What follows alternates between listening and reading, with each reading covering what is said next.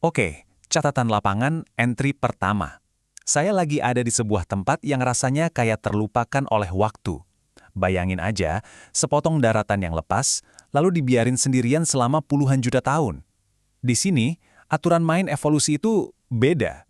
Bener-bener beda. Yuk, kita selami lebih dalam. 88 juta. Angka ini bukan cuma angka ya. Inilah kunci untuk memahami semua keanehan yang bakal kita temui di sini.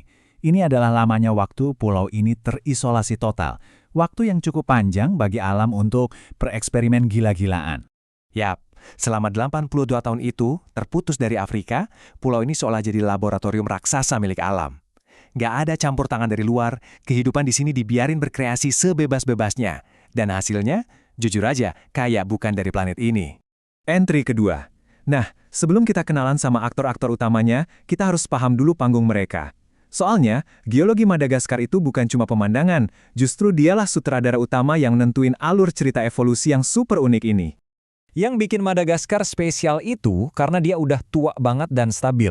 Beda jauh sama tetangganya, Kepulauan Komoro, yang umurnya masih kemarin sore secara geologis, lahir dari gunung berapi.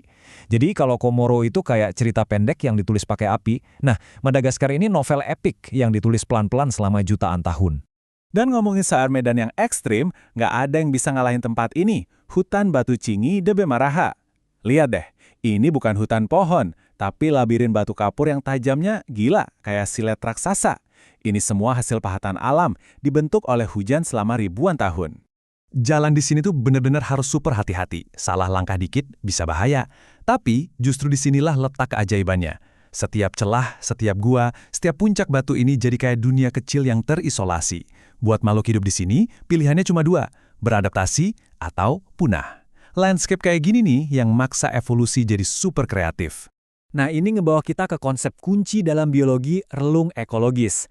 Gampangnya relung itu kayak profesi di alam. Apa yang kamu makan, di mana kamu tinggal. Di tempat se-ekstrim Chingi, ada banyak banget lowongan pekerjaan yang kosong.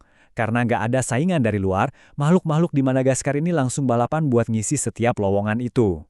Oke, panggungnya udah kita pahami, sekarang waktunya ketemu sama para aktornya. Siap-siap ya, karena makhluk-makhluk ini adalah hasil dari jutaan tahun isolasi dan tekanan adaptasi yang luar biasa aneh dan keren. Ini dia pertanyaan besarnya. Kenapa sih di satu pulau ini aja bisa ada lebih dari 100 spesies lemur yang beda-beda? Kok bisa? Nah, jawabannya adalah salah satu contoh evolusi paling menakjubkan di planet ini. Prosesnya namanya radiasi adaptif. Bayangin gini deh, sekitar 60 juta tahun lalu, ada sekelompok kecil primata purba yang entah gimana caranya nyasar ke Madagaskar. Begitu sampai, mereka kayak nemuin surga. Nggak ada predator gede, nggak ada saingan. Jadi, keturunan mereka nyebar kemana-mana, ngisi setiap lowongan yang ada. Ada yang jadi spesialis makan buah, ada yang makan daun, ada yang berburu serangga, dan boom! Dari satu nenek moyang, lahirlah lebih dari 100 spesies yang beda banget satu sama lain. Dan hasilnya, wih, lihat aja sendiri. Ada si Faka yang kakinya khusus banget buat loncat antar pohon. Saking khususnya, kalau di tanah, jalannya jadi loncat-loncat ke samping kayak lagi nari. Terus ada aye-aye. Ini sih kayak makhluk dari film fantasi. Jarinya panjang kurus buat ngetok-ngetok pohon dan dengerin di mana ada larva serangga. Tiap spesies ini adalah mahakarya evolusi. Eits, tapi keajaibannya nggak berhenti di lemur aja. Coba tebak, setengah dari semua spesies bunglon di planet ini adanya di sini, di Madagaskar. Dan mereka ini mesin pemburu yang sempurna. Matanya bisa gerak sendiri-sendiri, jadi bisa lihat 360 derajat, nggak ada blind spot. Lidahnya nembak lebih cepat dari kedipan mata.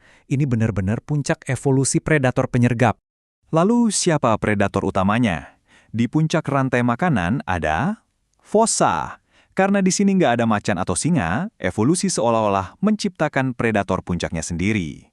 Makhluk ini misterius banget, pemburu lemur yang senyap dan efisien. Dia itu kayak hantunya hutan, yang ingetin kita, bahkan di surga sekalipun, selalu ada aturan. Selama puluhan juta tahun, cerita di pulau ini ditulis murni oleh alam. Tapi semua itu berubah. Ceritanya tiba-tiba punya plot twist besar. Sebuah kekuatan evolusioner baru dan yang paling dominan dari semuanya akhirnya tiba di pulau ini. Biar kebayang dampaknya, kita lihat dulu skalanya. Lemur dan kerabatnya udah evolusi di sini selama 60 juta tahun. Manusia? Baru datang sekitar 2000 tahun yang lalu. Itu, kalau diibaratkan 1 hari penuh, manusia baru muncul di detik terakhir. Cuma sekejap mata. Tapi dampaknya, dahsyat banget. Gak ada yang bisa gambarin dampak ini lebih nyesek daripada Avenue of the Baobabs. Kelihatannya emang indah ya, tapi ini bukan hutan. Pohon-pohon raksasa ini adalah yang selamat.